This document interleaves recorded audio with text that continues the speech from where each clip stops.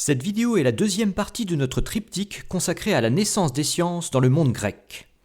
On s'intéresse ici à la Grèce classique, qui constitue assurément un apogée intellectuel de cette civilisation.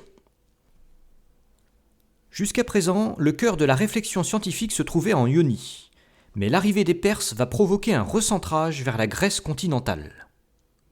Anaxagore illustre parfaitement cette évolution. Né en Ionie, il choisit Athènes comme lieu d'enseignement. Le grand enjeu de cette époque, c'est de partir à la conquête des infinis.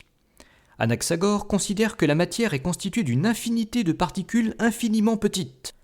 Autrement dit, c'est le premier à comprendre que l'infini fois zéro, ça peut faire un objet de taille quelconque, ce qui est vrai. Autre concept, il considère que la quantité de matière dans l'univers reste constante et qu'elle se réagence simplement en permanence. Autrement dit, rien ne se perd, rien ne se crée, tout se transforme. Ça aussi c'est juste, à condition de raisonner en termes de masse globale et d'énergie.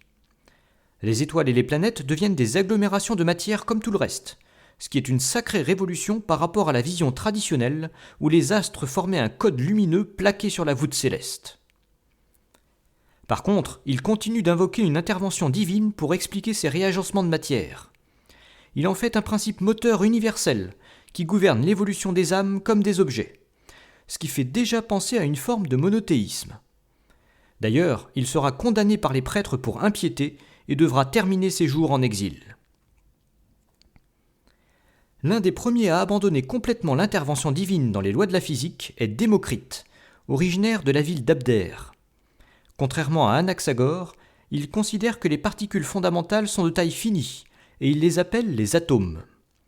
Ceux-ci peuvent se coller pour former des structures plus grosses, mais qui peuvent être cassés au cours des chocs. Partout dans l'univers, des mondes se créent puis sont détruits au gré des chocs. La Terre n'est qu'un monde parmi plein d'autres et promise au même destin. Démocrite refuse aussi l'intelligence motrice d'Anaxagore. Il n'y a pas de but dans ces évolutions, qui obéissent à des principes purement mécaniques. En ce sens, Démocrite est sans doute le premier physicien moderne. Il a sans doute fréquenté le plus célèbre médecin de l'époque, Hippocrate. Celui-ci officie d'abord sur l'île de Kos avant de déménager en Thessalie. Comme Démocrite, il révolutionne la médecine en se focalisant sur les causes naturelles des maladies, plutôt que sur la vengeance des dieux habituellement mise en avant. C'est grâce à une observation attentive qu'il met en avant les relations de cause à effet. Hippocrate est le premier médecin scientifique, et c'est pas un hasard s'il est considéré encore aujourd'hui comme le père de la médecine. À la fin du 5e siècle, les guerres incessantes entre cités grecques finissent par miner le dynamisme intellectuel de cette civilisation. Et on entre dans une phase de stagnation. Un homme résume à lui seul cette phase de régression scientifique, Aristote. Pour présenter ses apports en physique, on va partir de l'état des lieux laissé par Anaxagore et Démocrite. Déjà, au niveau des particules élémentaires, Aristote revient au vieux concept des 4 éléments, à savoir l'eau, l'air, la terre et le feu, qui forment les briques de base de l'univers. Il y ajoute un 5e élément, l'éther, qui serait le constituant des étoiles et des planètes.